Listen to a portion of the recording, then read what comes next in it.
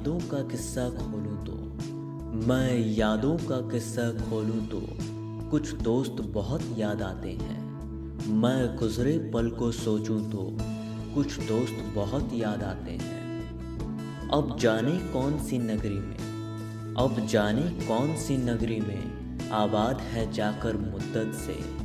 मैं देर रात तक जागूं तो कुछ दोस्त बहुत याद आते हैं। कुछ बातें थी फूलों जैसी, कुछ बातें थी फूलों जैसी, कुछ लहजे खुशबू जैसे थे। मैं शहर ए चमन में टहलूं तो, मैं शहर ए चमन में टहलूं तो कुछ दोस्त बहुत याद आते हैं। सबकी जिंदगी बदल गई, सबकी जिंदगी बदल गई, एक नए सांचे में ढल गई।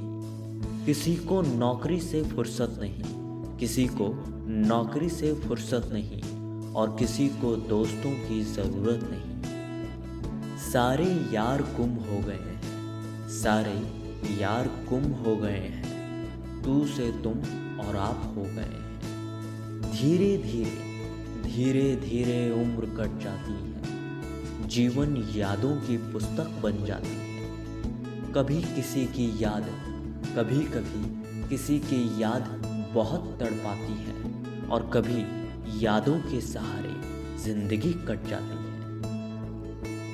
किनारों पे सागर के खजाने नहीं आते, किनारों पे सागर के खजाने नहीं आते, फिर लौटकर दोस्ती के गुजरे ज़माने नहीं आते, फिर लौटकर दोस्ती के गुजरे ज़माने नहीं आते।